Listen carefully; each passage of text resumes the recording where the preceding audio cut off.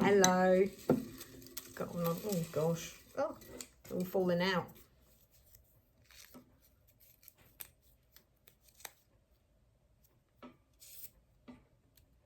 Relationships. One of my favourite topics. Okay, let's talk about relationships. Okay, so when I work with a couple, I usually, and this is where I think when I wrote that relationships, because I think normally when they come in, I would talk to one client at a time and I would make them look at me and tell me what they think the issue is. And then I would then I would ask the other person. Before we do that, I would talk about their fears, their worries, their concerns. Do they really want to be there? And why are they there? And most people, to be fair, want to try and make the relationship work. The trouble is, relationships are tricky because if you've been together for a long time, this is my opinion, this is my belief about how I work with clients. They come in with all these issues and they're not getting on, or they're not having intimate relationships, maybe they can't talk to each other, every time they talk it ends up in a row. Maybe something's happened, some person has done something, there's betrayal, there's all kinds of things, let's face it, when a couple comes in. And so relationships are struggling. So the relationship is struggling, it's not, no one's really getting their needs met, no one's really happy, and they're just kind of going with the motions. They're just in the same house, but there's no love, there's no, and I actually I'm very passionate about relationships because I know that, if a couple comes in, and I will ask, I say, is there any abuse? Shouting is abusive. Yelling, name calling, even withdrawing. So what I call the brick wall, the stonewalling. And so you talk about the symptoms in the relationship because they are symptoms of something's going on underneath. And so I talk about what creates a stable relationship, the things that impact that stable relationship. Because when you first meet someone, you just see them, love, and they're just beautiful, and there's nothing wrong, and there's no issues. But then as time goes on, and I think this is the bit I want people to know about, because I don't think we know this stuff, and I know I didn't till I learned it and experienced it. As you go on, things happen in a relationship, and I always use my own experiences when I work with clients because I just think it's just a bit more interesting, and I have a first-hand experience, right?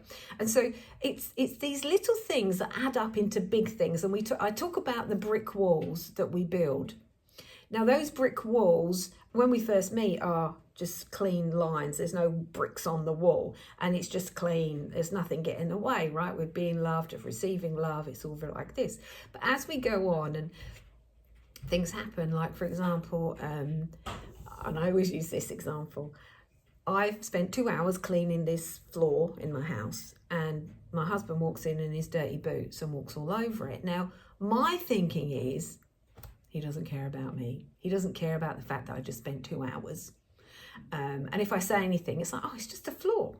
Well, I know it's just a floor, but I just spent 2 hours of my life cleaning the damn thing.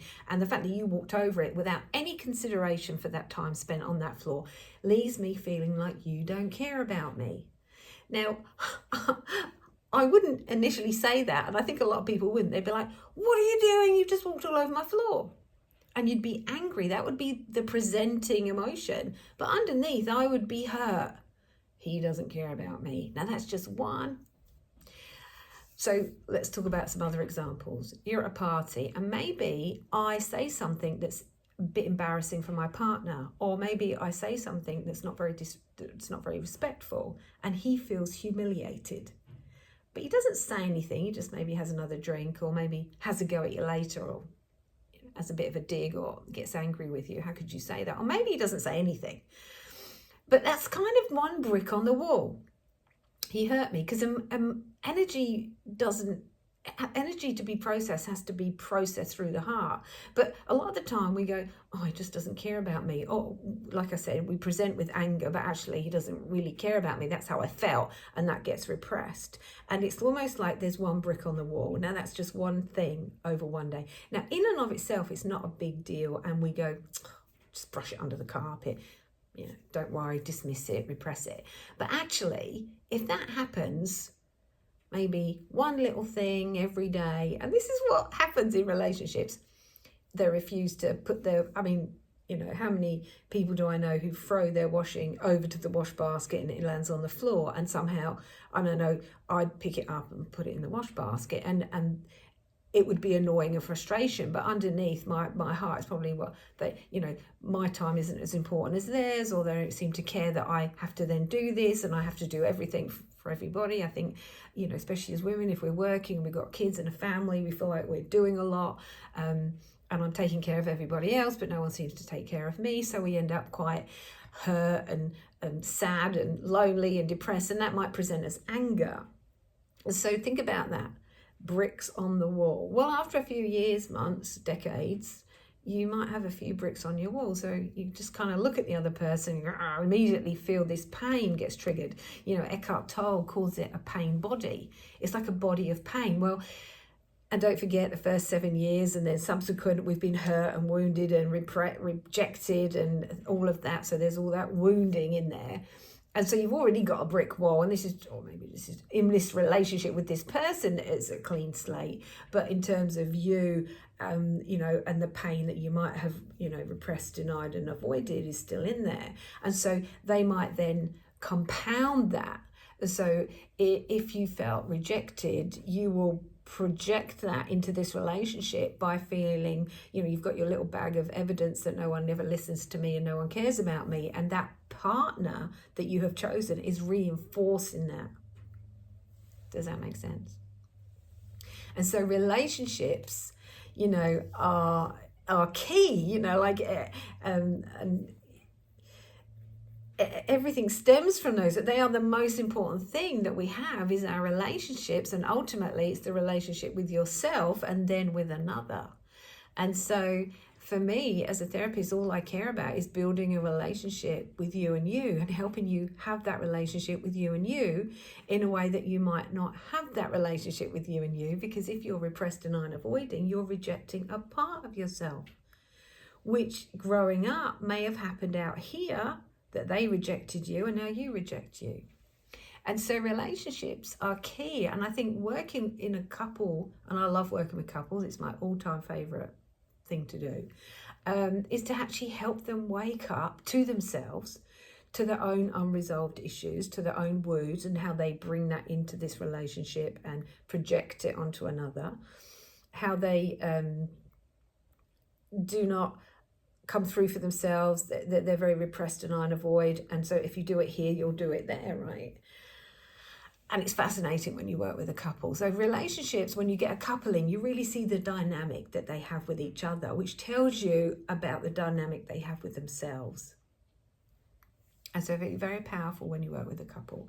And if a couple is committed to doing the work, it's just brilliant what you can do. And not only heal the relationship, but also heal themselves in those moments.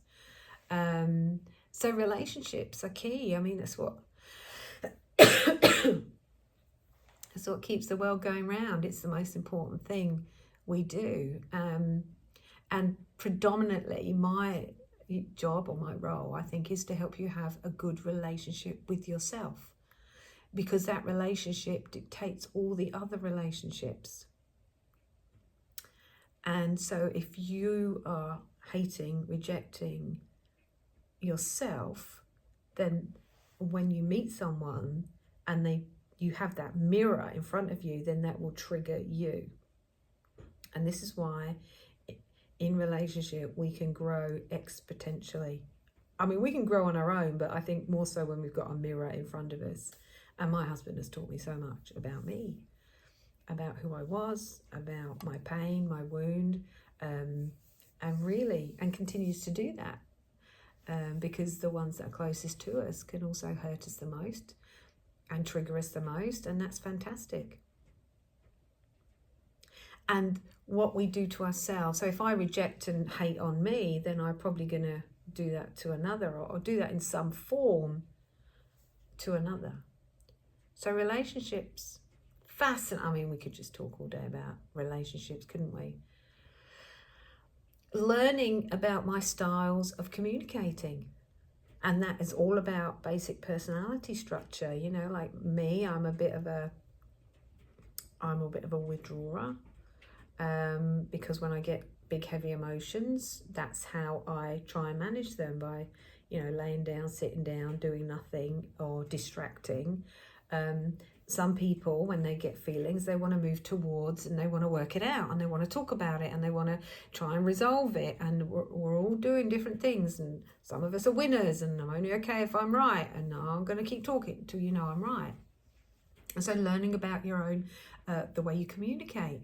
Some people just want everyone to be happy, so they're big compromises. I just do what everyone else wants me to do, but it's never really about them. And what do these fundamental communication styles say or mean about you? So I was always a winner. Now, only people that need to be right all the time are the ones that are generally deeply insecure. Sorry. Deeply insecure people need to be right all the time. Anxious people want to work it out. Come on, let's try and resolve it. Fearful people want to withdraw. You know, lick their wounds like wounded animals. Avoiders and indifferent, it's like, yeah, whatever. They just kind of want it all to go away. So they're very kind of dismissive. They can be quite lazy and indifferent about things. It's like, yeah, I don't care, like whatever. And so they, you know, they're not easy to be in relationship with. Compromisers tend to be the loneliest people on the planet, because it's never about them, it's always about everybody else. So, learning about yourself, how you work, your own wounds, the relationship you have with yourself will determine a lot about the relationship you have with others. And for me, relationships are the be-all and end-all of life, you know. We do not survive in solitary confinement. That's why the biggest form of torture is to put us in a room on our own. Now, the introverts in the house might go, oh, I'd love that. No, you wouldn't. You wouldn't. You might think you would, because you're not kind of, you know, you've got sort of sensitive energy, and, you know, you gain energy from being alone, but everyone needs people. All of us need to be in relationship with others. It's how we're made. We don't do well. I didn't realise that sheep didn't do well on their own until I watched something, and they were like, sheep like to be part of a crowd, and I think we do too. We like to be part of, we like to feel like we belong. And that can have its downsides too, but initially we like to feel like we belong. And yeah, so that can be good and bad. But we need others, and we need to be in relationship. But the most important relationship of all is the one you have with yourself. So how do you have a better relationship with yourself? And I think this ties into, you know, what we talked about before about this being a biocomputer, because if your mind, you know, even if it's not at the forefront, it's at the back. I'm not enough, I'm ugly, I'm unattractive, I'm a loser, I'm whatever it is, negative, worthless, insignificant, unimportant. If that's running in the background, then the relationship you have with yourself isn't going to be wholesome and healthy, and it's not going to work for you. And that's why you have to change that basic rewiring that was formed early on, so you can come into alignment with yourself. So, you know, if you say, oh yeah, I know I'm worthy, but I don't feel worthy, then you're out of alignment, I suppose. And this is about making this and this merge and becoming into an alignment. And if anyone, a heart-based math, is it? It's Greg Braden, brilliant. Check him out on YouTube. Anyway, I better end it there. We could talk more about that. If anyone wants any questions answered, or if wants to talk about anything in regard to specific relationship issues, either with self or another, then just ask away. Let me know. Anyway, all for now. Bye.